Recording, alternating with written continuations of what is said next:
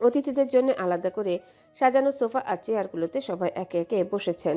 মাহবুব রাশিদ, মঈন রাশিদ, ইমা বেগম, বিলকিসারা, সাবিয়া খালেদ, আফিয়া বেগম, বাড়ির প্রধান সদস্যরা সযত্নে অতিথিদের আপ্যায়ন করছেন। সামনের এক কোণে বসে আছেন মাহবুব রাশিদ তার বন্ধু আহসান করিমের সাথে। বহুদিনের বন্ধুত্ব, তাই দেখা হতে তাদের মধ্যে গল্প জমে উঠল। একদিকে পুরনো দিনের স্মৃতিচারণ, অন্যদিকে আজকের দিনটা সফলভাবে শেষ করার প্রত্যাশা। সাথে মঈন রাশিদও যোগ দিয়েছেন। তিনি আহসান করিমকে অনেকদিন থেকে চেনে আর বড় ভাইয়ের উপর তার অগাধ ভরসা আছে। রুহির জন্য ভালো ডিসিশন নিবে তিনি। আহসান করিমের স্ত্রী শিরিন করিম ইতিমধ্যে মহিলাদের দলে মিশে গেছেন। আফিয়া বেগম, বিলকিসারা, আসাবিয়া খালেদার সাথে গল্পে মেতে উঠেছেন তিনি। সামনের সোফায় বসে আছে রাহুল আহসান। রাহুলই সেই ছেলে যার সাথে রুহির বিয়ের প্রস্তাব ঠিক হয়েছে। পরিপাটি সাজে, শান্ত স্বভাবের রাহুলকে দেখে মনে হচ্ছে পরিবারের সুনাম রাখার মতো এই যোগ্য ছেলে। রাহুল পারিবারিক ব্যবসা সামলায়, অনেক দায়িত্বশীল ছেলে। ছোটবেলা থেকেই মাহবুব রশিদ তাকে চেনেন নিজের বন্ধুর ছেলে হওয়ার কারণে, এবং দীর্ঘদিন ধরে কাছে থেকে দেখার ফলে রাহুলের প্রতি তার আস্থা আছে। তাই তিনি এই নিশ্চিন্ত মনে রুহির সাথে রাহুলের বিয়ের সিদ্ধান্ত নিয়েছেন। পাশে বসে আছে তার ছোট ভাই রিয়াদ। রিয়াদ বারবার চারিপাশ দেখছে, যেন কাউকে খুঁজছে। সাইফান বসে রাহুলের সাথে আলাপ জমালো। দুজনের মধ্যে টুকিটাকি কথা হচ্ছে। পাশে রাইমা বসে সে ওদের সাথে কথা বলছে মাঝে মাঝে। ঘরে প্রবেশ করলো রিদওয়ান, সবাইকে সালাম দিল। আহসান করিম, শিরিনা করিম ও রাহুল সালামের উত্তর দিল। হঠাৎ চোখ ঘুরতে তার দৃষ্টি আটকে গেল রিয়াদের উপর। মুহূর্তে কপাল কুঁচকে উঠল। এই বেয়াদবটা এখানে কি করছে? মনে মনে ক্ষোভ জমলো। রিয়াদও যেন অপেক্ষায় ছিল। সাথে সাথে উঠে দাঁড়িয়ে চমৎকার হাসি দিয়ে এগিয়ে এলো। আরে রিদওয়ান, তুই এখানে? সবাই একসাথে ওদের দিকে তাকালো। পরিবেশে এক অদ্ভুত নীরবতা নেমে এলো। আহসান করিম কৌতূহলী চোখে বললেন। রিয়া, তুমি চেনো ওকে? রিয়াদ হাসি মুখে উত্তর দিল। ইয়েস পাপা, আমার ক্লাসমেট আর খুব ভালো বন্ধু। আর আজ জানতে পারলাম এতদিন পর যে আমাদের পরিবার ও ফ্যামিলি ফ্রেন্ড। বলতে বলতে সে রিদওয়ানকে জড়িয়ে ধরলো। হঠাৎ এভাবে জড়িয়ে ধরা দেখে রিদওয়ান হতবাক হয়ে গেল। তবে চারিপাশে সবার সামনে কিছু না বলে কানে কানে গম্ভীর স্বরে বলল, কি ব্যাপার, তুই এত ভালো হয়ে গেলি কবে থেকে রিয়াদ? রিয়াদ ঠোঁটের কোণে রহস্যময় হাসি এনে ফিসফিস করে জবাব দিল। আজও ওইটা নিয়ে পড়ে আছিস ব্রো? জাস্ট একটা ভুল ছিল। তারপর স্বাভাবিক ভঙ্গিতে ছেড়ে দিল রিদওয়ানকে। রিদওয়ান ভেতরে ভেতরে আগুনে পড়লেও সবার সামনে নিজেকে সামলে নিল। মুখে জোর করে হাসি এনে ওদের কাছে গিয়ে বসলো, কিন্তু মনে মনে বলল, এই রিয়াদকে আমি খুব ভালো করেই চিনি। এত ঢং করার কি আছে? আর বড় মামু কিনা শেষ পর্যন্ত ওদের পরিবারকেই বেছে নিল রুহিয়াপুর বিয়ের জন্য। হঠাৎ করে হাসান করিম চারিপাশে তাকিয়ে গম্ভীর স্বরে জিজ্ঞাসা করলেন, মাহবুব, তোর বড় ছেলেকে দেখছি না, কই সে? এখনো কি বাইরে জব করছে, নাকি অবশেষে ব্যবসায় এসেছে? এক মুহূর্তে ঘরে থমথমে পরিবেশ নেমে এলো। সবার মুখের হাসি যেন হাওয়ায় মিলিয়ে গেল। অপ্রস্তুত হয়ে পড়লেন মাহবুব রাশিদ। চোখে মুখে অস্বস্তি ফুটে উঠল। একটুখানি সময় নিলেন, তারপর কোনো রকমে সামলে নিয়ে শান্ত গলায় বললেন, আসলে কাজেই খুব ব্যস্ত থাকে, তাই বাড়িতে আসতে পারে না। কথাটা বললেও ভেতরে ভেতরে বুকের ভেতরটা মোচড় দিয়ে উঠল। তার বড় ছেলের নাম উচ্চারণ করতে না পেরে তিনি দীর্ঘশ্বাস চাপা দিলেন। রিয়াদ সাইমানের নাম শোনার সাথে সাথে মুখ কালো হয়ে গেল, কিন্তু মাহবুব রাশিদের উত্তরেও বুঝতে পারল সাইমান বাড়িতে থাকে না। আবারও হাসি ফুটে উঠল ঠোঁটের কোণায়। পাশে বসা আফিয়া বেগম চুপচাপ শুনছিলেন। মুহূর্তে তার চোখ ভিজে উঠল। বুকের ভিতর জমে থাকা কষ্ট হঠাৎ যেন আবার নতুন করে মাথা তুলল। মনে মনে ভাবলেন, কতগুলো বছর হয়ে গেল ছেলেটাকে চোখে দেখিনি। হাতে গোনা কয়েকবার ফোনে কথা হয় ঠিকই, কিন্তু সেও যেন বাধ্যতামূলক। নিজে থেকে কথা বাড়াতে চাই, কিন্তু ও একেবারেই চায় না।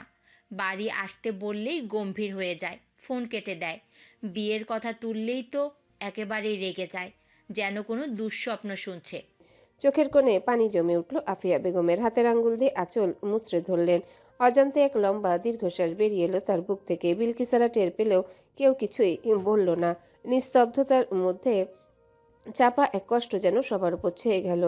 মঈন রাশিদ পরিবেশ ঠিক করার জন্য ইমা বেগমের দিকে তাকিয়ে বললেন, ইমা, রুহিকে নিয়ে আসো।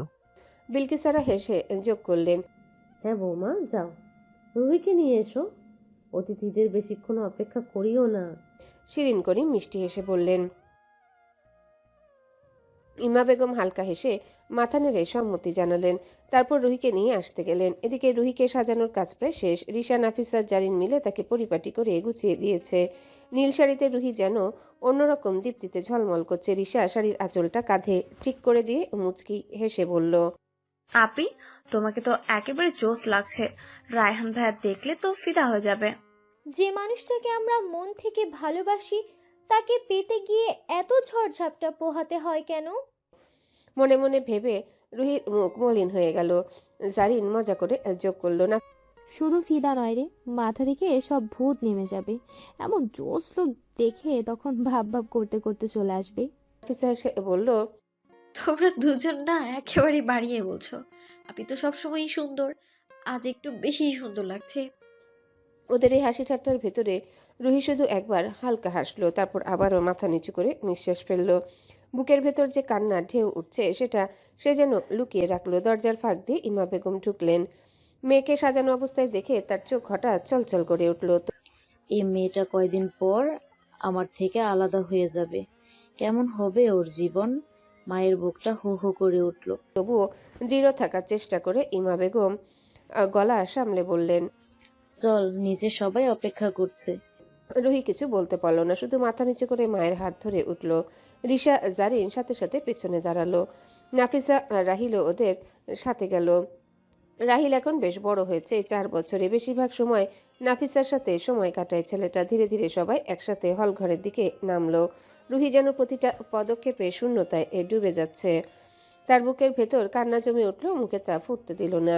ঘরে ঢুকে রুহি মাথা নিচু করে সবাইকে সালাম দিল। মুহূর্তে পরিবেশে নীরবতা নেমে এলো। সবার চোখ তখন কেবল রুহির দিকে। আফিয়া বেগম দাঁড়িয়ে উঠে রুহিকে কাছে টেনে নিলেন। আহা, মাশাল্লাহ, কি সুন্দর লাগছে তোকে। শিরিন করিমও এগিয়ে এসে রুহিকে জড়িয়ে ধরলেন। তারপর তার পাশে বসিয়ে দিলেন। স্নেহমাখা দৃষ্টিতে তাকিয়ে বললেন, মেয়েকে দেখে চোখই সরে না ভাবি। তারপর স্বাভাবিক ভঙ্গিতে হাসি মুখে বললেন, আচ্ছা রুহি, কি কি করতে ভালো লাগে তোমার? পড়াশোনার বাইরে কিছু শখ আছে তো? আহসান করিমও যোগ দিলেন। টুকিটাকি 2-1টা কথা বললেন। ঘরে বসা সবাই তখন নীরব দৃষ্টিতে তাকিয়ে আছে রুহির দিকে।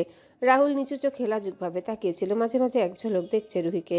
আর রিয়াদ, সে যেন ভেতরে ভেতরে হাসি চাপার চেষ্টা করছে। অন্যদিকে রিদওয়ান পুরো পরিস্থিতি লক্ষ্য করে গভীর চিন্তায় ডুবে আছে। সবার চোখ যেন রুহি আর রাহুলের দিকে। কথোপকথনে পুরো ঘর ভরে গেছে। তখনই রিদওয়ান নিঃশব্দে উঠে এসে রিশাদের পাশে দাঁড়ালো। হালকা ঝুঁকে ফিসফিস করে বলল, ওইদিকে দেখ। একসাথে রিশা, জারিন আর নাফিসা তাকালো রিদওয়ানের দেখানো দিকে। মুহূর্তেই ওদের মুখের রং পাল্টে গেল। নাফিসার শির দাঁড়াবে, ঠান্ডা স্রোত নেমে এলো। অজান্তে পাশে থাকা জারিনের হাত শক্ত করে চেপে ধরল। জারিন সাথে সাথে ওর দিকে তাকিয়ে বিষয়টা বুঝতে পেরে আস্তে সান্ত্বনার সুরে বলল, নাফু, রিল্যাক্স, আমরা আছি তো, সব দেখছি। কিন্তু নাফিসার চোখ মুখ দেখে বোঝা যাচ্ছে ওর ভেতরে ভেতরে পুরনো দিনের ভয় আবারও নতুন করে জেগে উঠেছে। রিশার ঠোঁট কামড়ে কপাল কুচকে ফিসফিস করে বলল, এই মালটা আবার এখানে টপ কইরা ঢুকলো কেমনে? কিছুই বুঝলাম না। রিদওয়ান মাথা নেড়ে গম্ভীর স্বরে বলল, বড় মামুর বন্ধুর ছোট ছেলে এটা। রিশা বিস্মিত হয়ে বলল, কি বললি? আগে তো দেখিনি এই বিয়াদবটাকে আমাদের ফ্যামিলি ফ্রেন্ডের কারোর মধ্যে। জারিন দাঁত চেপে বলল, দেখ কেমন ইনোসেন্ট মুখ বানাইছে, মনে হচ্ছে মুখের উপর গিয়ে 2টা ঘুষি বসাই। শেষমেশ রুহি আপির কপালে বেয়াদব মার্কা ছেলেটার মতো দেবর জুটবে কে জানতো। রিদওয়ান বলে উঠল। রিশা হাত নাড়ার ভঙ্গিতে ওদের থামিয়ে বলল, হুস, আগে বিয়েটা হয় কিনা সেইটাই দেখ। মানে?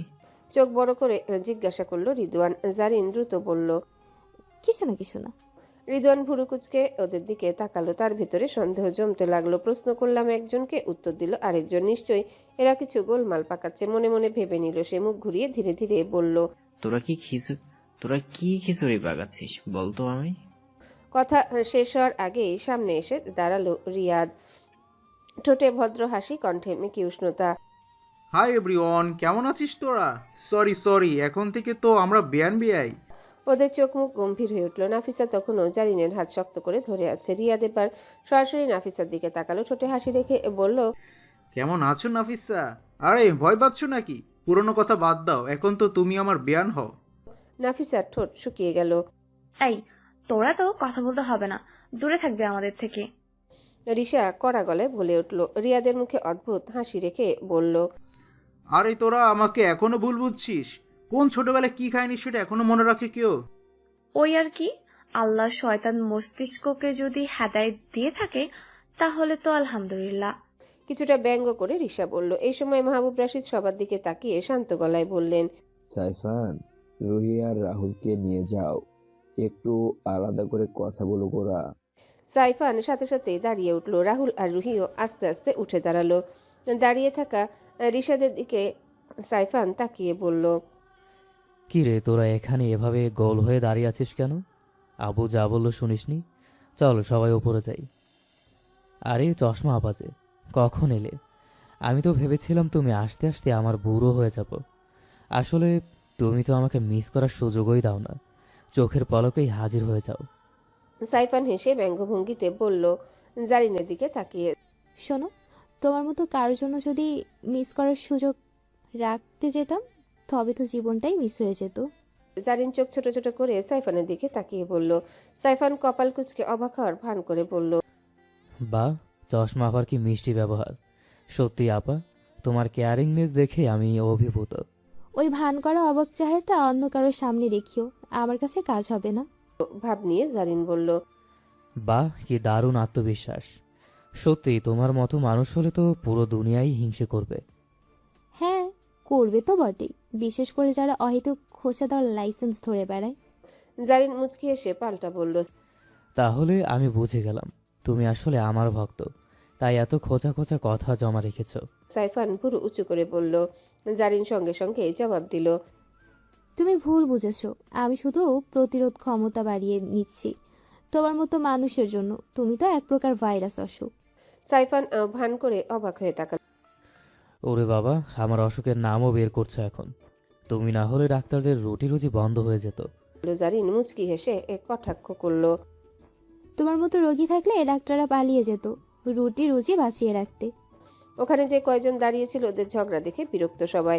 ওরা এক সাইডে কথা বলছে বলে বড়রা কেউ শুনতে পায়নি। রিয়াদ হা করে ওদের ঝগড়া দেখছে। রিদওয়ান বিরক্তি নিয়ে এবার বলল, ভাইয়া তোমরা চুপ করো, এখানে সবাই আছে, চলো উপরে চলো। সাইফান চোখ ছোট ছোট করে একবার জারিনের দিকে তাকিয়ে হাঁটা দিল। জারিনও ভেঙচি কাটলো। অগত্যা সবাই এবার সিঁড়ির দিকে এগোতে শুরু করলো।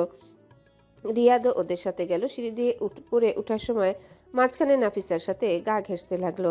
নাফিসা অস্বস্তি হওয়ার শর্ত ঝামেলা বাড়াতে চায় না বলে একবারও তার চোখ তুলল না, আগে আগে চলে গেল। তা দেখে রিয়াদ শয়তানি হাসি দিল একটা।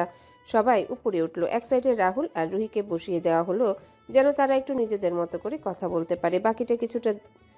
বাকিরা কিছুটা দূরে দাঁড়িয়ে রইল।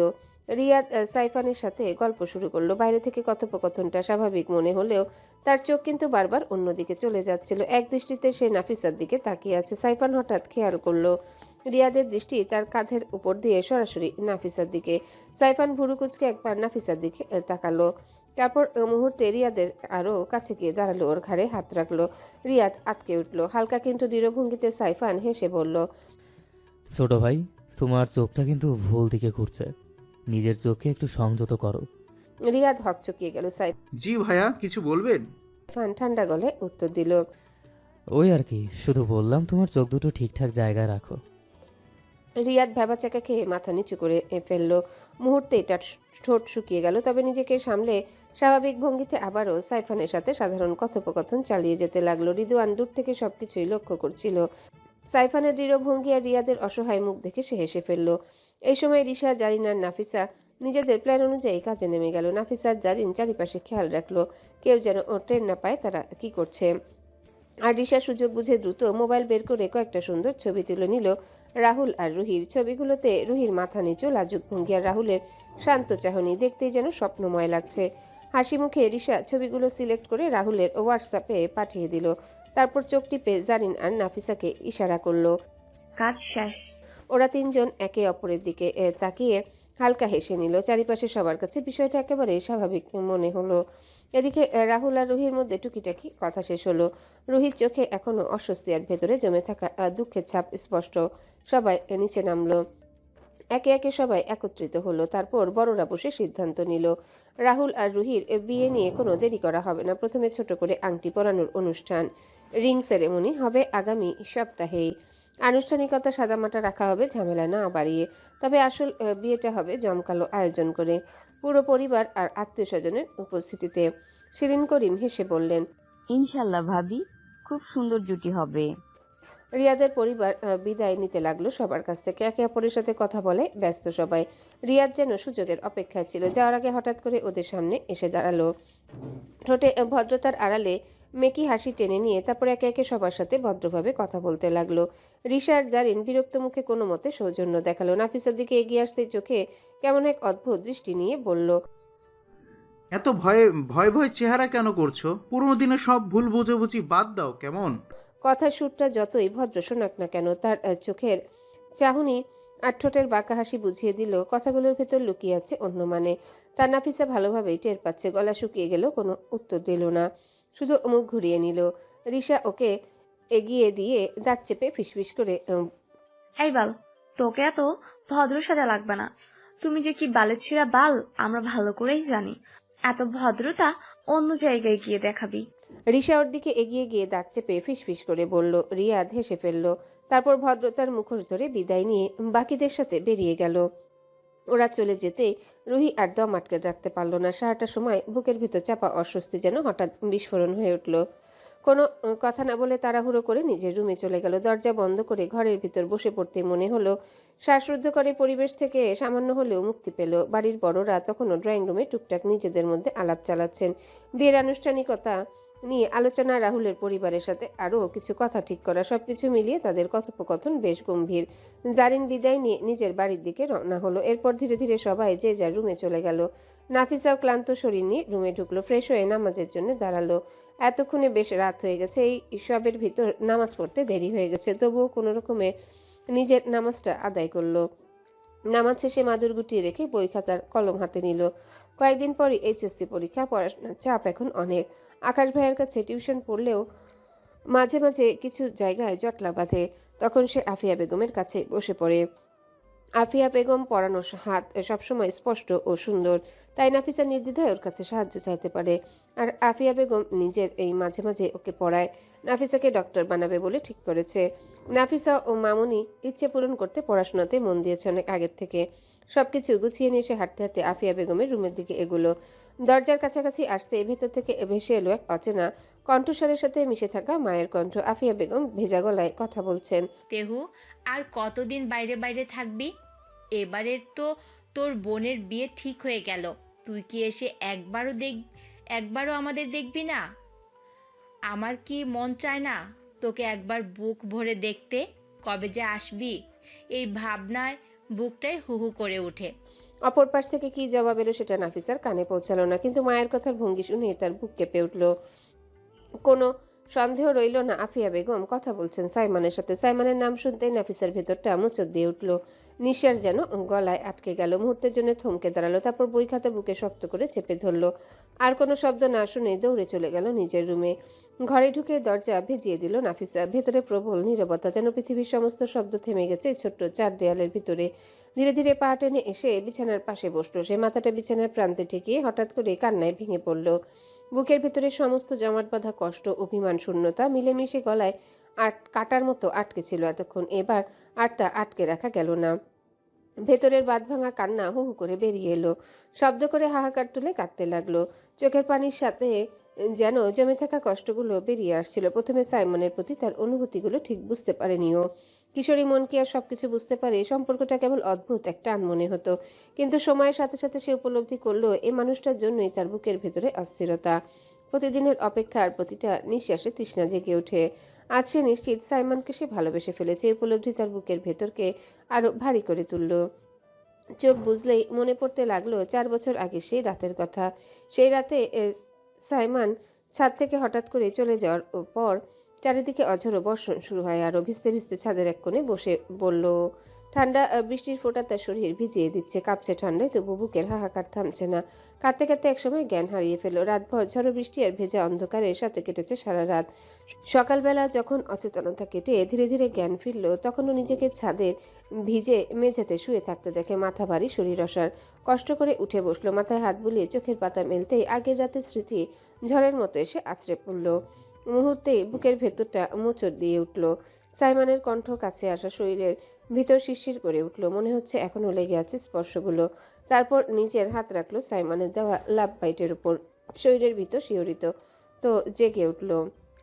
তারপর সাইমনের সবকিছু একসাথে ভেসে উঠল মনে, আর সাথেই মনে পড়লো তার হাতে রক্তের দাগ। চোখের সামনে ভেসে উঠতে গাছে উড়ে উঠল। অসুস্থ ভারী শরীরটা কোনো মতে টেনে ছাদ থেকে নামতে লাগলো। সিঁড়ি ধরে নিচে নামতে নামতে শরীরটা যেন আরো কাহিল হয়ে বুকের ভেতরটা হঠাৎ ছিঁড়ে যাওয়ার মতো ব্যথা করলো। জানা আতঙ্ক আর অস্থিরতা নিয়ে সিঁড়ি বেয়ে দৌড়ে নামতে লাগলো। নিচে নেমে চারিদিকে তাকালো, পুরো বাড়ি নিস্তব্ধ। সকালের আলো ফুটেছে, কিন্তু এখনো কেউ ঘুম থেকে ওঠেনি। একমাত্র পাশের মসজিদ থেকে ভেসে আসছিল আজানের সুমধুর ধ্বনি। সেই ধ্বনির ভেতরেও যেন নাফিসার বুকের শূন্যতা আরো স্পষ্ট হয়ে উঠল। অস্থির পায়ে হেঁটে সাইমনের ঘরের দরজা ঠেলে ভেতরে ঢুকলো, কিন্তু রুমটা ফাঁকা, বিছানা খালি, আলমারি বন্ধ, কোথাও সাইমান নেই। তখনই তার মনে হলো সাইমান চলে গেছে। দেয়ালে হাত রেখে কোনো মতে নিজের রুমের দিকে ফিরল। বৃষ্টিতে ভেজা কাপড় শরীরে লেপ্টে আছে। সারা রাত ভিজে থাকার পর শুকিয়ে কেমন অদ্ভুত একটা গন্ধ বেরোচ্ছে ভিজে জামা থেকে। ক্লান্ত শরীর নিয়ে ঘরের দরজা ঠেলে ভেতরে ঢুকলো। শূন্য চোখে বিছানার দিকে তাকিয়ে রুহি আর রাহিল এখনো বিভোর হয়ে ঘুমাচ্ছে। কোনো প্রতিরোধ ছাড়াই নিজেকে বিছানায় ফেলে দিল। চোখের পাতা ভারী হয়ে আসছে, আর শরীর জ্বরে কাঁপছে। পরে যখন চোখ মেলল, তখন সে নিজেকে হাসপাতালে সাদা দেয়ালের ভিতর দেখতে পেল। মাথার পাশে স্যালাইন ঝুলছে। মনে পড়ল সেদিন জ্বরে সে শরীরকে কাহিল বানিয়ে ফেলেছিল। মাঝে মধ্যে সাইমনকে খোঁজার চেষ্টা করছে, চারিপাশে জিজ্ঞাসা করেছে বলে রিশাকে বলেছে, কিন্তু রিশার ঠান্ডা উত্তর। সাইমন ঢাকায় চলে গেছে জরুরি কাজে। তার বুকের ভেতর আরো অস্থিরতা ছড়িয়ে দিয়েছিল। এরপর বহুবার কথায় কথায় আফিয়া বেগমকে জিজ্ঞাসা করেছে, কিন্তু প্রতিবারই ভদ্রমহিলার চোখ ভিজে উঠেছে ছেলের জন্যে। মামুনির কান্না দেখতে দেখতে নিজের ভেতর এক অদ্ভুত অপরাধবোধ জন্ম নিত ওর ভেতর। মনে হতো হয়তো তার জন্য সাইমন দূরে চলে গেছে, হয়তো তার কারণে সে আর বাড়িতে ফিরতে চায় না। এই ভাবনা মাথায় ঘুরপাক খেতে খেতে কতবার যে অশ্রু ঝরেছে সে নিজেও জানে না। আজও সেই স্মৃতিগুলো বুকের ভেতর হাহাকার তুলছে। বিছানায় মাথা গুজে কাঁদতে কাঁদতে কখন যে ঘুমিয়ে পড়লো নিজেও টের পায়নি। বাইরে হাওয়ার শব্দ, জানালার কাছে ঠেকা পাতার খসখসানি, সব মিলিয়ে যেন এক নিস্তব্ধ রাত আবার তাকে 4 বছর আগের অশ্রুসিক্ত সেই সময় ফিরিয়ে নিয়ে গেল। রুহি একা বসে আছে ঘরের বিছানার কিনারায়। ঘরটা আধো অন্ধকার। জানালার ফাঁক দিয়ে ঢুকে পড়া স্ট্রিট লাইটের হলদে আলো বিছানার চাদরে লম্বা ছায়া এঁকে রেখেছে। সিলিং ফ্যান ধীরে ধীরে ঘুরছে। পাতায় পাতায় বাতাসের নিঃশ্বাস। বাইরে কোথাও দূরে রাত পাহারার বাঁশির শব্দ। মাঝে মাঝে একটা কুকুর ডাকে, আবারও চুপ। বৃষ্টি ভেজা মাটির গন্ধ এখনো টিকে আছে বাতাসে। দিন শেষে বৃষ্টি থেমে গেছে, কিন্তু জানালার কার্নিশে জলের ফোঁটা এখনো টুপটাপ পড়ে। রুহি ফোনটা দুহাতে ধরে আছে। স্ক্রিনে রাইহানের একটা ছবি। নীলসার চোখে সোজা সাপটা তাকিয়ে থাকা সেই চাহনি, ঠোঁটের কোণে মৃদু হাসি। চোখ থেকে নেমে আসা পানি স্ক্রিনে পড়ে গোল গোল দাগ বানিয়ে দিচ্ছে। সে আলতো করে আঙ্গুল দিয়ে মুছে দেয়, আবারও পানি গড়ায়। আবার হোয়াটসঅ্যাপে ঢুকলো। রিশা যে ছবিটা ওর ফোন থেকে পাঠিয়েছিল, ঠিক নিচে ছোট নোটিফিকেশন ডেলিভার্ড, কিন্তু সিন হয় না কিছুতেই। কতক্ষণ ধরে বসে আছে। ঘড়ির টিকটিক শব্দটা যেন সময়কে আরো ধীর করে দিচ্ছে। মনে মনে হাজারটা ভাবনা ভিড় করে আসে। তুমি কি দেখোনি, নাকি দেখেও দেখোনি রায়হান? আমার আজকের দিনটা কেমন কেটে গেল তুমি কি বোঝো? সবাই যখন আমার হাসিটা গুনে গুনে সাজিয়ে রাখলো, আমি তখন তোমাকে কল্পনা করে কল্পনার ভেতরেই আশ্রয় খুঁজছিলাম। তুমি কি জানো, আজ সিদ্ধান্ত হয়ে গেল তোমার কথার মতোই বড় আব্বুর পছন্দ করা ছেলের সাথে আমার এঙ্গেজমেন্ট ঠিক হয়ে গেল। ভালো ছেলে, ভালো পরিবার, ভালো, তাই তো। কিন্তু আমার বুকের গভীরে যে নামটা বারবার ধুপধাপ করে বাজে, সেটা তুমি ছাড়া আর কে? বুকের ভেতরটা টেনে ধরা কষ্টে থরথর করে ওঠে। রুহি ফোনটা একটু বুকে চেপে ধরে, তারপর আবার স্ক্রিন জ্বলে ওঠে। একই ছবি, একই নীরবতা। আমি কি সত্যিই তোমাকে পাবো রায়হান, নাকি আমি ভালো মেয়ে হতে হতে একদিন দেখে ফেলবো আমার 2 হাত খালি হয়ে গেছে? মানুষ তো বলে যার জন্য দোয়া করা হয় সে একদিন না একদিন এসে দরজায় দাঁড়ায়, কিন্তু যদি দরজাটা খুলবার আগেই তালা পড়ে যায়, যদি আমার পথের শেষে তোমার বদলে অন্য কারো নাম ঝুলে থাকে? বাইরে হাওয়ায় ছোঁয়ার পর্দা একটু দুলে উঠে, সেই সাথে দুলে উঠে ভেতরের শ্বাসটাও। রুহি খুব ধীরে একটা দীর্ঘশ্বাস ছাড়ে। মনের ভিতর ঝুলে থাকা কথাগুলো নিজের সাথে নিজে ফিসফিস করে। তুমি তো জানো আমি হুট করে ভেঙে পড়ি না, কিন্তু আজকের এই নরম নীল শাড়ির ভাঁজে ভাঁজে আমি পুরো ভেঙে গেছি। চোখে জমা জল নেমে এসে গলা ভিজিয়ে দেয়। সে আঙ্গুলের ডগা দিয়ে ছবির উপর আলতো করে বুলোয়, যেন দূর থেকে রায়হানের মুখ ছুঁতে চায়। শোনো, আমি অপেক্ষা করব, এই অপেক্ষাই তো আমার সাহস। সবাইকে খুশি করার ভেতরে থেকেও আমি আলতো করে তোমাকেই ডাকবো, নাম ধরে না, কেবল মনে মনে। যদি কপালে থাকে তুমি উত্তর দেবে, যদি নাই থাকে তবে একদিন আমি এই ছবিটা আর্কাইভ করেই দিই। কিন্তু আজ না, আজ পারবো না। হঠাৎ দূরের আকাশে পাতলা মেঘের আড়াল সরিয়ে অর্ধেক চাঁদ বেরিয়ে আসে। জানালার কাছে টুপটুপ জল চিহ্নে এক টুকরো ঝিকিমিকি।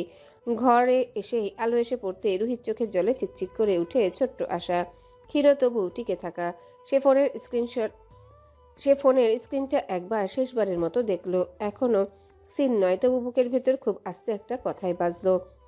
আল্লাহর কাছে দিয়েছি, তুমি পথ চিনে নেবে রায়হান, আমি থাকি অপেক্ষায়। রাতটা আরো গভীর হয়। রুহি মাথাটা দেয়ালে ঠেকিয়ে বসে থাকে, চোখ ভেজা, হাতে ফোন। আর চারিদিক জুড়ে নরম নীরবতা। নীরবতার ভেতরেই তার ছোট্ট জেদি প্রার্থনা ঘুরে ঘুরে ওঠে। আল্লাহ ঠিক তার প্রার্থনা কবুল করবে। দুপুরের রোদটা কলেজ ক্যাম্পাসে নরম হয়ে এসে পড়েছে। গাছের পাতার ফাঁক দিয়ে ভেঙে ভেঙে পড়া আলো মাটিতে ছোপ ছোপ দাগ কেটে রেখেছে। হালকা বাতাস বইছে, দূরে ক্রিকেট খেলার শব্দ ভেসে আসছে। কেউ আউচ বলে চেঁচাচ্ছে, আবার কেউ হেসে গড়িয়ে পড়ছে। ক্যাফেটেরিয়ার সামনে গরম সিঙ্গারার গন্ধ এসে মিশে যাচ্ছে চারিপাশের কোলাহলে। ক্যাম্পাসের একটা কোনায় পুরনো অশ্বত্থ গাছের নিচে 3 জন বসে আছে, নাফিসা, মেহেরিন আর মেহেরাব। গাছটার গোড়ায় চারিপাশে ঘিরে বানানো সিমেন্টের বৃত্তাকার বেঞ্চে তার জায়গা করে নিয়েছে। নাফিসা বই খুলে একেবারে মুখ গুজে বসে আছে, যেন বাইরের পৃথিবীটা তার কাছে নেই। পাশে বসে থাকা মেহেরিন বারবার বিরক্ত চোখে তাকাচ্ছে ওর দিকে। আরে ধুর, দুপুরের এই মুডটা নষ্ট করার জন্য মনে হয় তুই জন্মেছিস নাফু। বিরক্ত গলায় বলে উঠল মেহেরিন। সত্যিই তো। মেহেরাব হেসে বলে, একটু চারপাশে তাকাস, মানুষ জীবন আছে এখানে। বইটা তো তোকে প্রেমে পড়ার মতো আঁকড়ে ধরছিস। নাফিসা কোনো উত্তর দিল না, পাতায় চোখ গুজে রাখলো আরো জোরে। মেহেরিন ঠোঁট বাঁকিয়ে বলল, তুই জানিস তো, তোর এই বই পড়ার চেহারাটা দেখে আমাদের রাগ না হলেও হিংসে হয়। মনে হয় আমরা এখানে বসে বাতাস খাচ্ছি, আর তুই আমাদের চেয়ে অনেক বুদ্ধিজীবী। এটা একদম মেনে নেওয়া যায় না। মেহেরাব মজা করে ওর সাথে যোগ দিল। ওরকম করলে কিন্তু একদিন তোকে লোনলি লেডি অব ক্যাম্পাস খেতাম দিয়ে দিব। তারপর আর কেউ পাশে বসবে না, শুধু বই আর তুই। ক্যাম্পাসে পোস্টারও ছবিটা দিয়ে দেব। সতর্কীকরণ, এর কাছে আসলে বইয়ের ভিতরে হারিয়ে যেতে পারেন। মেহেরিন হেসে ফেটে পড়ল। ভালোই তো হবে, অন্তত আমরা বাঁচবো। না হলে আমাদের দুজনের গল্প যত মজা সব নষ্ট হয়ে যাবে এই কিংবদন্তি পাঠিকার কারণে। নাফিসা একটু বিরক্ত মুখে তুলে তাকালো, তারপর আবার নিচে নামিয়ে দিল। মেহেরিন ধৈর্য হারিয়ে তার বই টেনে নিল হাত থেকে। এবার ঠিকঠাক আমাদের সাথে কথা বলবি, নাকি তোর অমূল্য সাহিত্য চর্চা চালিয়ে যাবি? কথা না বললে তোকে একদম বয়কট ঘোষণা করব। মেহেরাব হেসে বলল, আমার মনে হয় নাফু গোপনে আমাদের দুজনের কথাই লিখে রাখছে। পরে কোনো বই ছাপাবে, তখন কিন্তু কপিরাইট ক্লেম করব। নাফিসা বিরক্ত হয়ে মুখ বাঁকালো। তোরা না একদম বাচ্চা। মেহেরিন কপাল উঁচু করে তাকালো, তারপর হঠাৎ সিরিয়াস সুরে বলে উঠল, আচ্ছা নাফি, তোকে কখনো কারোর জন্য বই ফেলে রাখতে ইচ্ছে করে না? প্রশ্নটা শুনে নাফিসা থমকে গেল, কিছুক্ষণের জন্য চুপ। মেহেরাবও এবার খুনসুটি বাদ দিয়ে তাকালো তার দিকে। মানে বইয়ের বাইরে যে একটা অন্যরকম পৃথিবী আছে, সেটা তুই এড়িয়ে যাচ্ছিস না তো?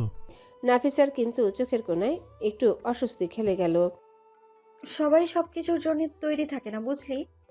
মেহেরিন আর মেহেরাব দুজনে চুপ করে গেল। নাফিসার কথার আসল মানে বুঝতে পেরেছে ওরা। ওদেরকে চুপচাপ থাকতে দেখে নাফিসা বই এক সাইডে রেখে বলে, দুজনই আর কথা না বাড়িয়ে হাসি হাসি মুখ করে গল্প জুড়ে দিল।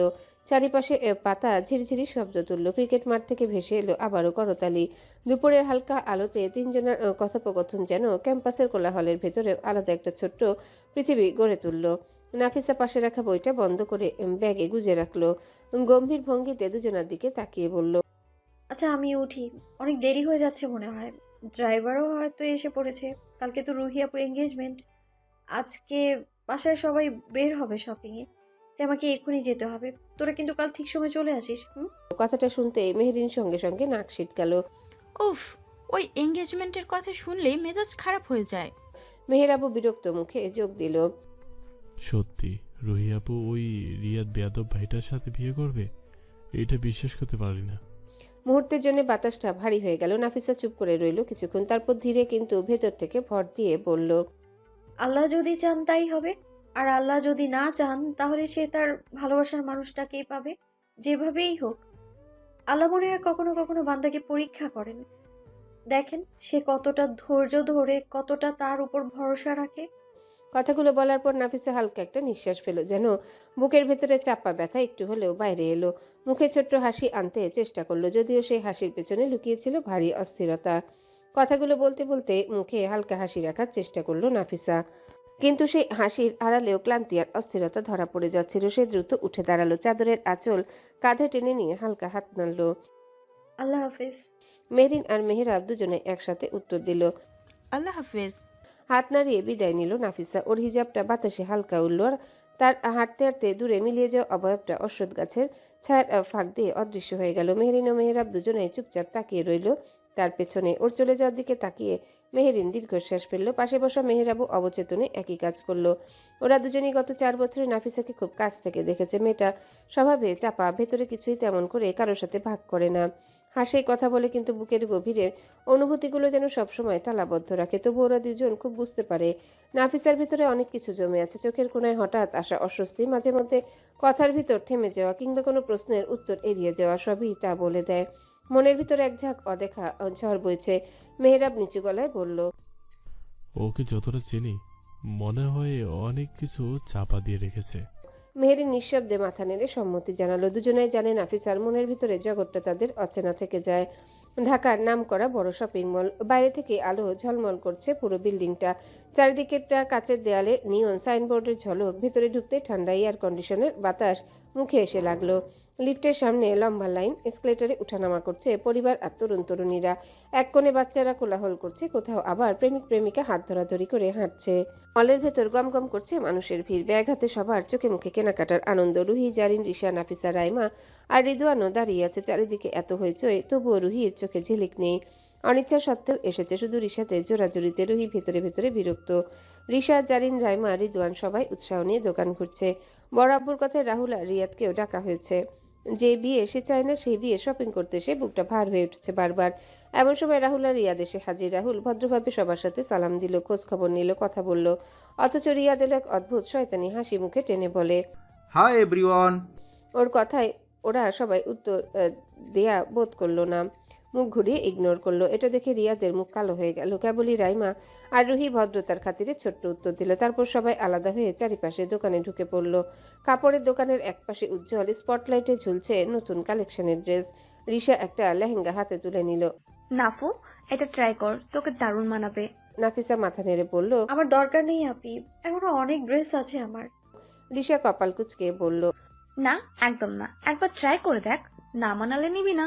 না চাইলেও নাফিসার হাতে ড্রেসটা গুজে দিয়ে তাকে ঠেলে দিল ট্রায়াল রুমের দিকে। নাফিসা যাওয়ার সাথে সাথে পেছন থেকে ধীর পায়ে রিয়াদ এগোলো। যাওয়ার আগে একবার চারিদিকে তাকানো দেখলে সবাই নিজেদের মতো ব্যস্ত।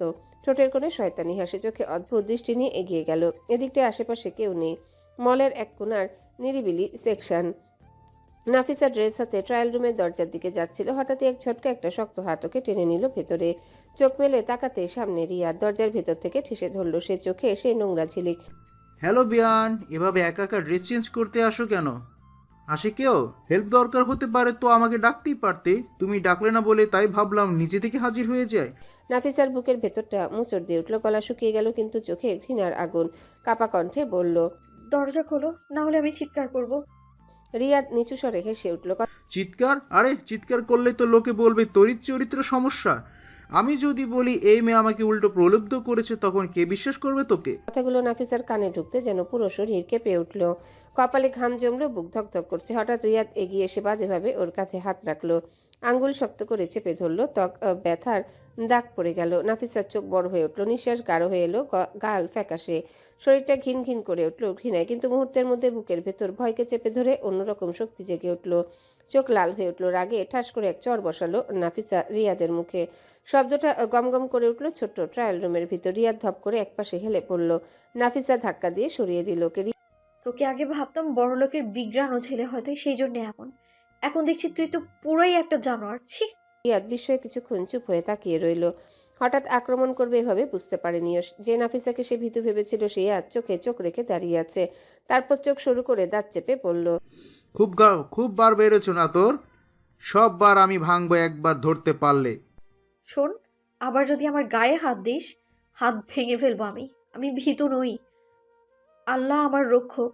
তোদের মতো জানোয়ার থেকে আমাকে তিনিই বাঁচাবেন। কার জোরে এত সাহস পেয়েছিস? সাইমান তো এখানে নেই। আমি বললেই সবাই বিশ্বাস করবে তুই দোষী। তোর এই তেজ আমি চূর্ণ করে দেব। নাফিসা বুক ফুলিয়ে চোখে অটল দৃষ্টি নিয়ে উত্তর দিল, আমার কারো দরকার নেই। আমার প্রমাণও লাগবে না। আমার রবই আমার সাক্ষী, তিনি সব দেখেন। তুই যতই মিথ্যা বানাস, আল্লাহর ন্যায় বিচার থেকে পালাতে পারবি না। ভেবেছিলাম তোকে অল্পতেই মাফ করে দেবো, কিন্তু না, তোর এমন হাল করব যে তোর দিকে কেউ ঘুরেও তাকাবে না। কারো সামনে চোখ তুলে তাকাতেও পারবি না তুই। বলে এগিয়ে আসতে গেলে নাফিসা কোনোভাবে নিজের সমস্ত শক্তি একত্র করে হঠাৎ দরজার কপাট ঘুরিয়ে খুলে দিল। বুক ধুকপুক করতে করতে ভেতর থেকে দৌড়ে বেরিয়ে এলো। চারিপাশে আলো আর মানুষের ভিড়, তবুও তার চোখে ভাসছে ট্রায়াল রুমের ভেতরের আতঙ্ক। দ্রুত পা চালিয়ে ভিড়ের দিকে এগিয়ে গেল, যেন যত দূর যাবে ততই নিরাপদ। পেছনে দাঁড়িয়ে রিয়াদ দাঁতের উপর দাঁত চেপে খিচ্ছে, ঠোঁটের কোণে বিকৃত হাসি, চোখে জ্বালার অপমানে দগদগে আগুন। নিজের ভেতরে ফিসফিস করে বলল, এই অপমান, এই চর আমি কোনোদিন ভুলবো না। তোকে এমন হাল করব যে সারা জীবন মনে রাখবি রিয়াদের নাম। অন্যদিকে নাফিসা হাঁপাতে হাঁপাতে রিশাদ জারিনের সঙ্গে গিয়ে মিশে গেল।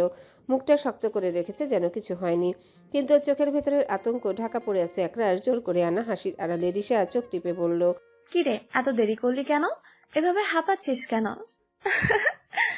প্রেসটাই করেছিস নাকি? ভালো লেগেছে।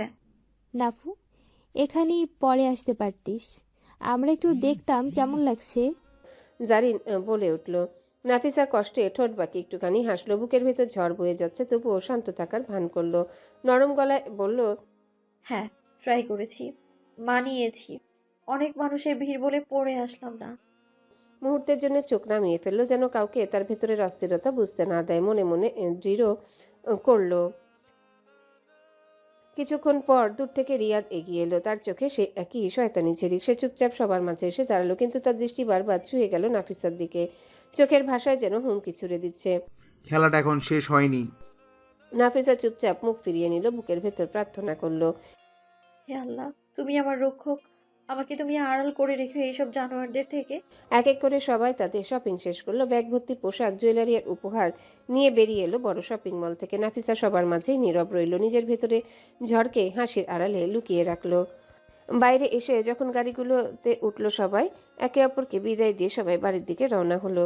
পরের দিন বাড়ির ভেতরে আজ একেবারে উৎসবের আমেজ। চারিদিকে আলোয় আলোকিত, সিঁড়ির ধাপে ধাপে রঙিন কাপড় ঝোলানো। লিভিং রুমে ব্যস্ত সাজসজ্জা চলছে, ঝাড়বাতির আলোয় চকচক করছে পুরো হলরুম। আজ রুহির এঙ্গেজমেন্ট।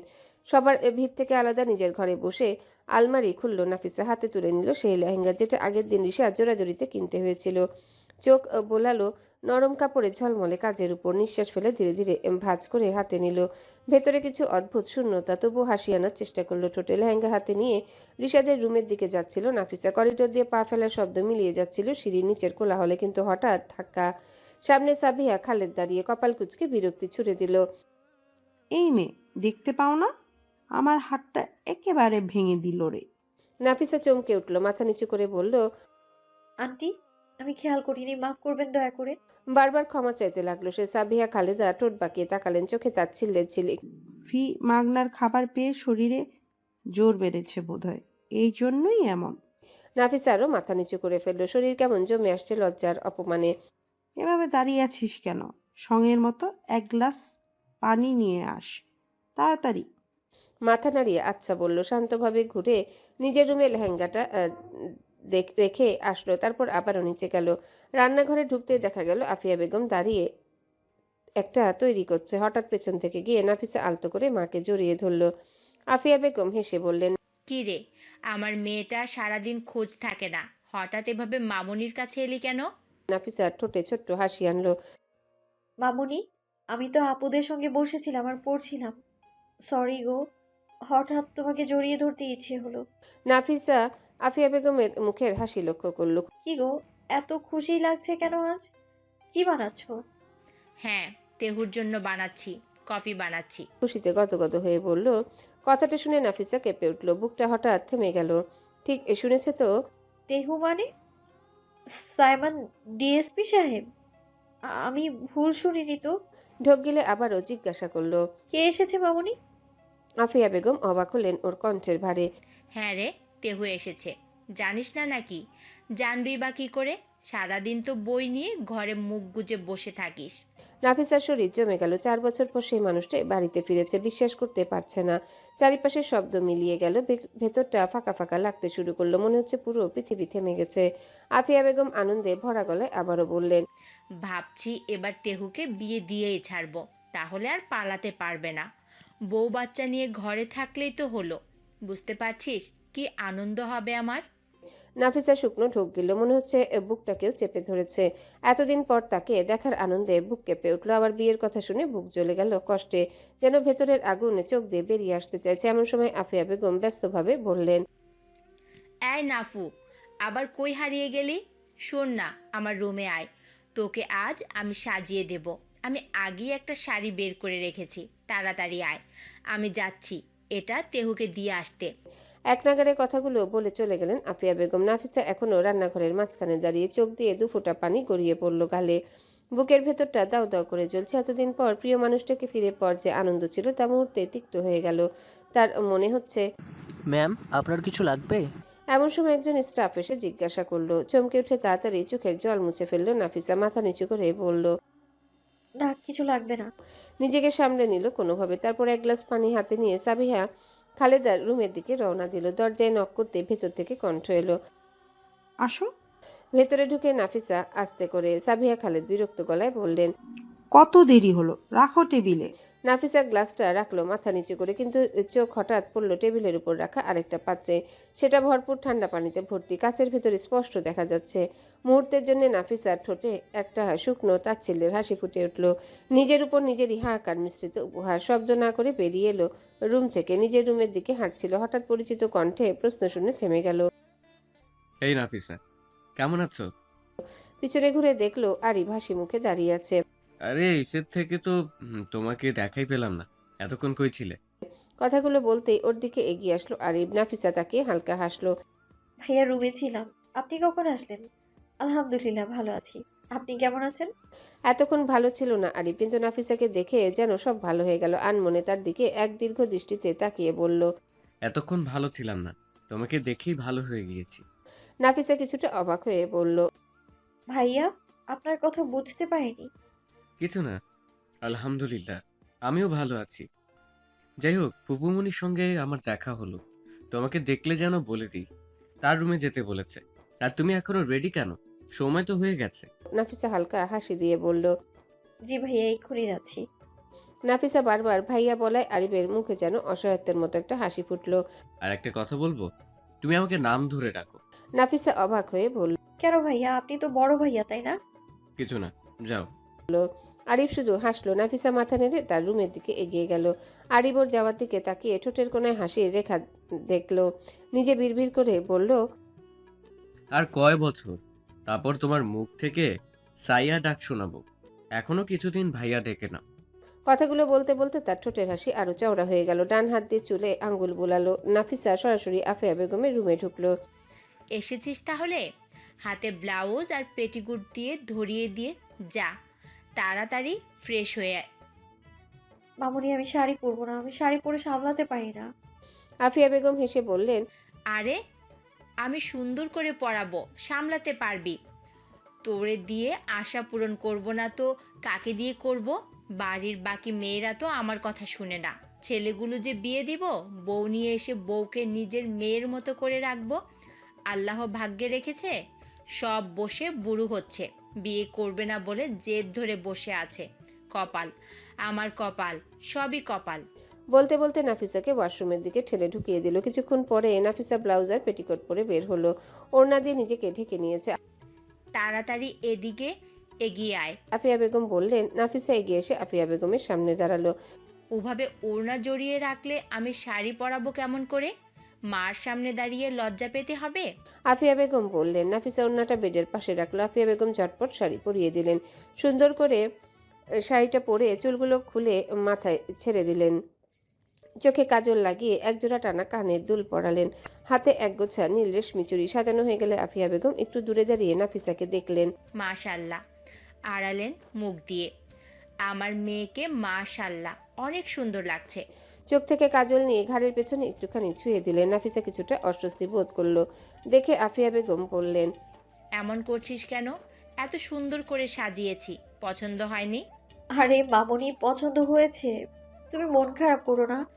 তবে সবাই অন্যভাবে সাজছে, আমাকে এইভাবে সাজলে অদ্ভুত লাগে তো। নাফিসা বলল। আফিয়া বেগম এগিয়ে এসে দুই হাতে নাফিসার গালে দুটো হাত দিয়ে আগলে নিয়ে কপালে চুমু দিলেন। ছোট কালো টিপও লাগিয়ে দিলেন। ঠিক আছে, এবার রিশাদের রুমে যাও, দেখে আসো ওদের কত দূর হলো। নাফিসা মাথা নেড়ে সম্মতি জানিয়ে রিশাদের রুমের দিকে চলে গেল। এসবের মধ্যে সে ভুলে গেল সাইমান এখন বাড়িতে আছে। আফিয়া বেগম দূরে তাকিয়ে হাসলেন। নাফিসা যদি আরো বড় হতো আমার ছেলের সঙ্গে বিয়ে দিতাম, কিন্তু মেয়েটা এখনো ছোট, কিছু করার নেই। আমার ছেলেগুলো বুড়ো, না হলে দেখা যেত বাকি আল্লাহর ইচ্ছায়। দীর্ঘশ্বাস ফেলে তিনি আবার নিজের কাজের দিকে মন দিলেন। রুহি নিজ ঘরে বসে লেহেঙ্গা পরে দাঁড়িয়ে আছে। আজকের এঙ্গেজমেন্টের জন্য সাজগোজ সম্পূর্ণ। নরম নীল রঙের লেহেঙ্গা উপর সূক্ষ্ম সোনার কাজ ঝলমল করছে। ব্লাউজের নকশা হালকা গোল্ডেন ফিতে, চুড়িয়া জুয়েলারি কম, কিন্তু যথেষ্টভাবে চোখে পড়ছে। চুলগুলো বাঁধার সামান্য ঢিলে রাখা ঢেউ। কিন্তু ও মন মরা যে বিয়েতে ওর কোনো ইচ্ছেই নেই। বিয়ে করবে না, তার জন্য এভাবে সংসারে থাকতে ইচ্ছা হচ্ছে। সবকিছু আজ অস্থির লাগছে। রিশা জারিন পাশে বসে আছে। জারিন মজা করে বলল, আপু, তুমি অনেক নরম, সামান্য একটু নাটক করতে পারছো না। মেসেজ সিন করিনি তো কি হয়েছে, ঠিক করবে, বাকি আমরা আছি, টেনশন নিও না। রিশা যোগ দিল, হ্যাঁ ঠিক ঠিক ঠিক, আমাদের থাকতে এত টেনশন করার দরকার নেই, চিল থাকো আর নাটক চালিয়ে যাও।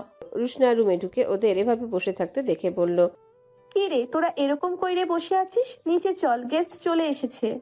ওরা সবাই উঠে দাঁড়ালো। ঠিক সেই সময় নাফিসা ধীরে ধীরে রুমে ঢুকলো। ওকে দেখে ওরা সবাই দাঁড়িয়ে গেল। হা করে তাকিয়েছে। রিশা এগিয়ে এসে জড়িয়ে নিল। আরে নাফু বেবি, কি লাগছে রে বাবা? নাফু তো পুরাই বাঙালি হয়ে গেছে। জারিন বলল। রুহি মৃদুস্বরে বলল, ও মাশাল্লাহ। রুশনা এগিয়ে এসে থুতনিতে হাত দিয়ে উঁচু করে উচ্ছ্বাস নিয়ে বলল, মাশাআল্লাহ মাশাআল্লাহ, কে সাজিয়ে দিয়েছে এত সুন্দর আমাদের নাফুকে এমন করে? নাফিসা লাল হয়ে গেল। চোখে হালকা লজ্জা, মুখে অচেনা শ্যামলতা। আস্তে আস্তে বলল, ওর ঠোঁটের কোণে ছোট্ট হাসি ফুটলো। ফুপুমণি সাজিয়ে দিয়েছে, তাই বলি, না হলে তো আমাদের নাফু সাজুগুজু করে না। ওরা টুকটাক কথাবার্তা বলে নিচের দিকে গেল। নিচে আজ ভিড়ের মধ্যে অল্প সংখ্যক গেস্ট, সবাই পরিবারের পরিচিত মুখ, কারো অতি উপস্থিতি নেই। চারিপাশে ছোট ছোট কথোপকথন, হেসে কথা বলার শব্দে স্থান ভরে গেছে।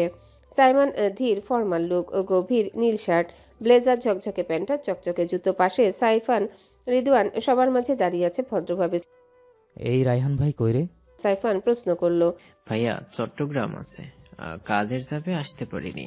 রিদওয়ান জবাব দিল। ও। সাইফান বলল।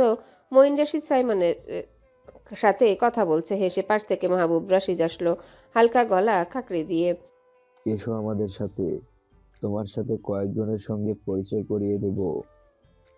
সাইমান বাবার দিকে তাকালো, কোনো উত্তর দিল না। মঈন রশিদ এবার দুজনের দিকে তাকালো। বুঝতে পেরে সামলাতে চাইলো পরিস্থিতি। সামান্য কথা বললো যেন দ্বন্দ্বের আগে পরিস্থিতি ঠেকাতে।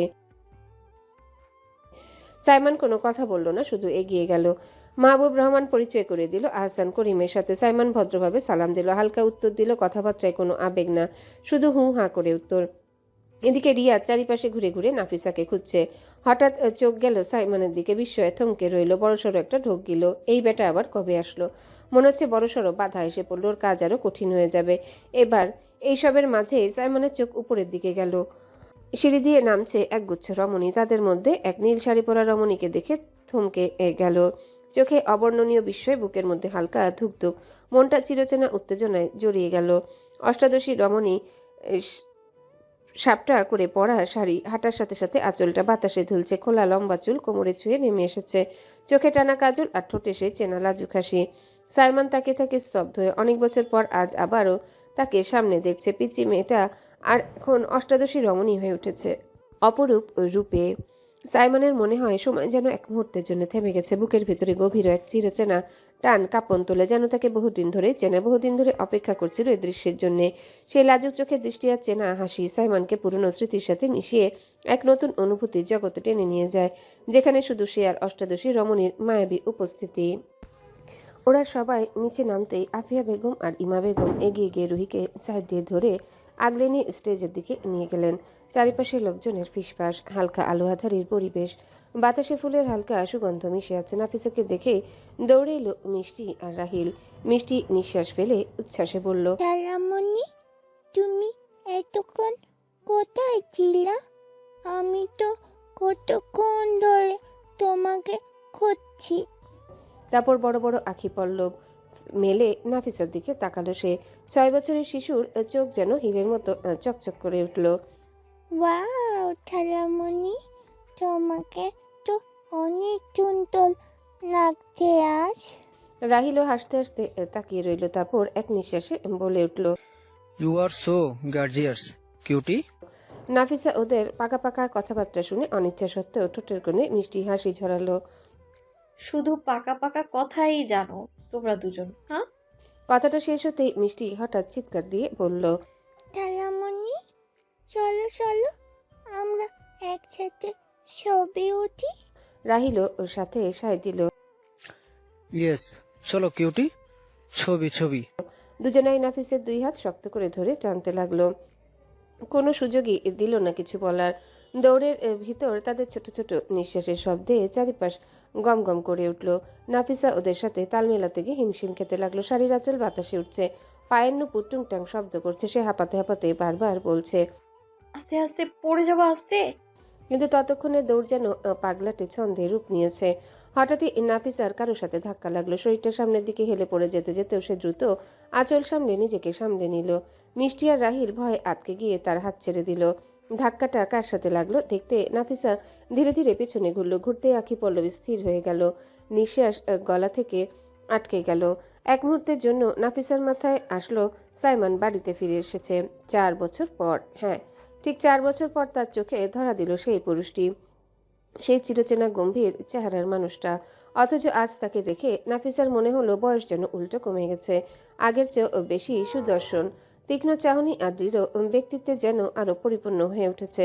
শ্যামলা বর্ণ, দৃঢ় অবয়ব, চোখে অনাবিল দৃঢ়তা, চোখের ভেতরে একরাশ ছল লুকানো। বাতাসের মতোই অচেনা অথচ ভীষণ পরিচিত সেই উপস্থিতি। চারিপাশের কোলাহল যেন মুহূর্তে স্তব্ধ হয়ে গেল। শুধু শোনা যাচ্ছিল নাফিসার ভেতর থেকে আসা দ্রুত শ্বাস প্রশ্বাসের শব্দ আর বুকের ভেতর হৃদস্পন্দনের বেপরোয়া ঢেউ। সময়টা যেন থমকে দাঁড়ালো। একই সাথে অবাক, বিস্মিত আর অদ্ভুত বেদনার কাঁপুনি তার পুরো শরীরে ছড়িয়ে পড়ল। নাফিসা স্থির দৃষ্টিতে তাকিয়ে রইল। চোখের পল্লব নড়ছে না, ঠোঁট কাঁপছে সামান্য। অবিশ্বাসে, অভিমানে আর বুক ভরা যন্ত্রণা নিয়ে সে যেন নিঃশব্দে বলতে চাইছে কিছু কথা। চারিদিকে গমগম করছে অতিথিদের ভিড়, আলো ঝলমল, সাজসজ্জায় ভরা উঠান, কোথাও হালকা বাদ্য বাজছে। অথচ সেই কোলাহলের মাঝে যেন এক নিস্তব্ধ শূন্যতা ঘিরে ধরল তাদের দুজনকে। সাইমনও স্থির দৃষ্টিতে তাকিয়ে আছে তার দিকে। হঠাৎ চোখে চোখ পড়ল, যেন এক অদৃশ্য সেতু তৈরি হলো। কোনো শব্দ নেই, তবুও চোখে চোখে কথার ঝড় বইছে। নাফিসার আঁখি পল্লব কেঁপে উঠল, আর হঠাৎই সেখানে জমে থাকা অশ্রু চুপ করে গড়িয়ে পড়ল গালে।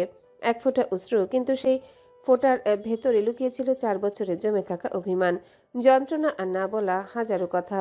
ঠিক তখনই পেছন থেকে ভেসে এলো এক কণ্ঠস্বর, সাইমান, একটু এদিকে আয় তো, তাহমিদ ইকবাল এসেছে, তোকে খুঁজছে। মঈন রাশিদের কণ্ঠ। মুহূর্তে যেন স্বপ্নভঙ্গ হলো। নাফিসা ও সাইমান দুজনাই হুঁশে ফিরল। নীরবতা ভাঙল। সাইমান নিজের কণ্ঠ গম্ভীর রেখে জবাব দিল, আসছে। কথা বলে এক পা এগোতে সে টান অনুভব করলো হাতে। ঘড়ির সাথে কিছু যেন আটকে গেছে। চোখ নামাতেই দেখতে পেল তার ঘড়ির চেন নাফিসার শাড়ির আঁচলের কোনায় জড়িয়ে আছে। সাইমান ধীরে ধীরে দৃষ্টি তুলল। আঁখি পল্লব উঠতে লাগলো আস্তে আস্তে, আর সেই দৃষ্টি গিয়ে থামলো রমণীর চোখে। নাফিসা তখন স্থির হয়ে তাকিয়ে আছে তার দিকে।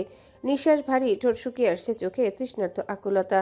যেন এই একটি মুহূর্তে সে মন ভরে নিতে চাইছে 4 বছরের অদৃশ্য বেদনার পর এতদিনের চোখের সামনে পাওয়া সেই শ্যামবর্ণ পুরুষকে।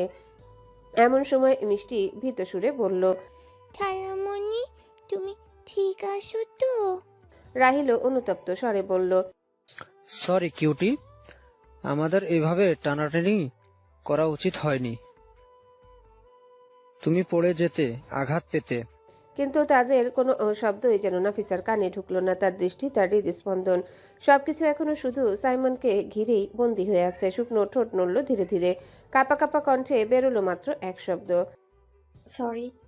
সাইমন এক ধাপ এগিয়ে এলো, হাত বাড়িয়ে আস্তে আস্তে নিজের ঘড়ি থেকে শাড়ির আঁচল ছাড়াতে লাগলো। তার কণ্ঠ ভারী গম্ভীর, অথচ ভিতরে অদ্ভুত কম্পন। কেন? নাফিসা চোখ বন্ধ করে গভীর এক নিঃশ্বাস নিল, গলা শুকিয়ে এলো, ঢোক গিলতে গিলতে বলল, আপনাকে ধাক্কা দেওয়ার কারণে ভুল করে লেগে গেছে।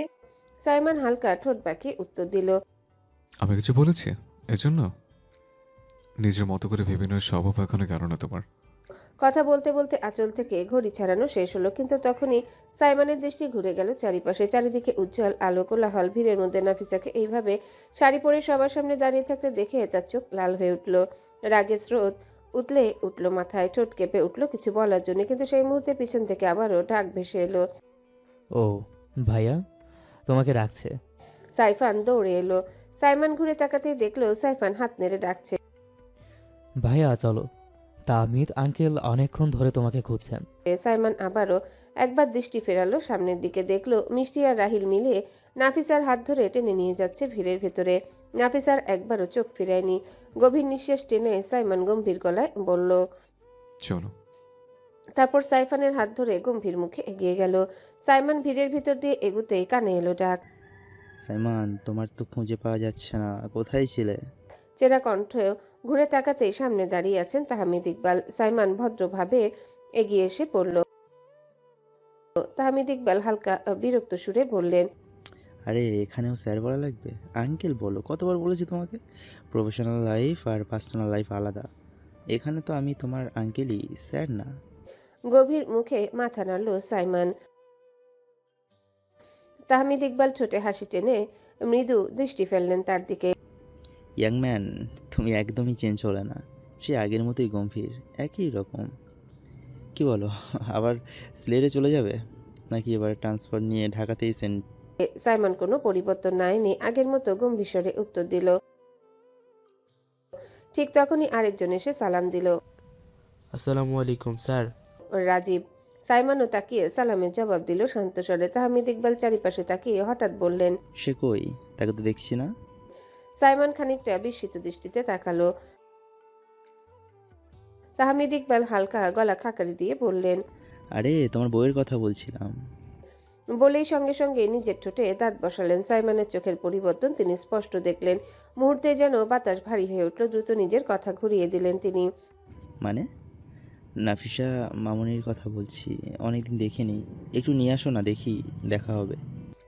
সাইমনের ঠোঁট শক্ত হলো, চোখ আরো গম্ভীর, সংক্ষিপ্ত স্বরে বলল।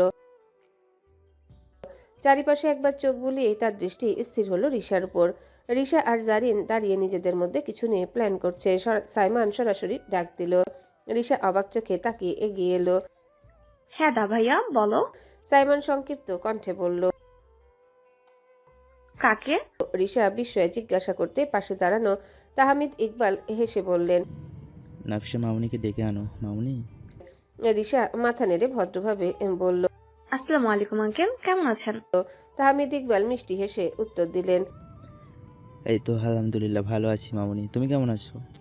আলহামদুলিল্লাহ ভালোই আছি, হেসে জবাব দিল রিশা। তারপর সামান্য ভদ্র ভঙ্গিতে মাথা নুইয়ে বলল, আপনারা দাঁড়ান, আমি নাফিসাকে ডেকে নিয়ে আসছি।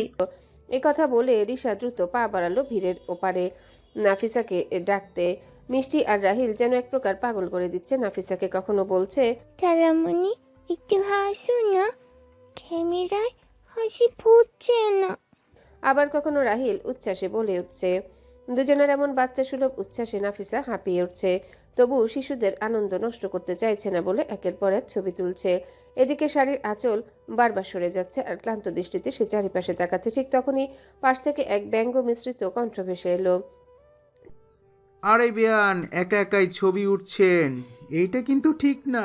চমকে সামনে তাকাতেই নাফিসার চোখ পড়ল রিয়াদের উপর। মুখ ভরা শয়তানি হাসি ভুরু নাচিয়ে কথাগুলো বলল সে। চোখে মুখে বিদ্রুপের ছাপ স্পষ্ট। নাফিসার বুকের ভেতর মুহূর্তেই ক্ষোভের ঢেউ খেললো। ঠোঁট শক্ত হয়ে গেল, চোখে কঠিন দৃষ্টি নেমে এলো। মানে লজ্জা যদি একটু থাকতো তাহলে মানুষটা এভাবে আবার কথা বলতো। রিয়াদ হেসে পাল্টা উত্তর দিল। আবার নাফিসার ঠোঁটে কষাঘাতের মতো শব্দ ঝরে পড়ল। ছবি তোলার মতো সম্পর্ক আমাদের মাঝে নেই, সেটা মনে রাখাই ভালো হবে। সে এগিয়ে মুখ খোলার আগে পেছন থেকে আরেকটা দৃঢ় কণ্ঠ ছড়িয়ে পড়ল বাতাসে। কুত্তার লেজ কখনো সোজা হয় না রিয়াদ, আজ হাতে নাতে প্রমাণ পেলাম। রিয়াদ চমকে ঘুরে দাঁড়ালো, দেখলো রিশা সোজা হয়ে দাঁড়িয়ে আছে, চোখে মুখে তীব্র কঠোরতা। রিশা 1 ইঞ্চিও না সরে ঠান্ডা অথচ ধারালো গলায় বলে চলল, তোকে যদি নাফিসার আশেপাশে আবার দেখি, আমি তোর কুত্তার লেজ সুপার গ্লু আঠা দিয়ে সোজা করে দেব, তাই সাবধান। কথার প্রতিটা শব্দ যেন ছুরি হয়ে বিঁধল রিয়াদের বুকের ভিতর। মুহূর্তেই তার মুখ থমথমে হয়ে গেল, শয়তানি হাসি মিলিয়ে গেল, চোখে মুখে অপমানের দাগ গাঢ় হয়ে উঠল। রিশা সময় নষ্ট করলো না, নাফিসার হাত শক্ত করে ধরে টেনে নিল নিজের দিকে। হ্যালো বন্ধুরা, পরবর্তী পার্ট খুব তাড়াতাড়ি আসবে, তো সবাই অপেক্ষায় থাকো। আর চ্যানেলটি যারা এখনো সাবস্ক্রাইব করোনি তারা পরবর্তী পার্ট দেখার জন্য চ্যানেলটি সাবস্ক্রাইব করে রেখো। ধন্যবাদ সবাইকে, আমাদের সাথেই থেকো।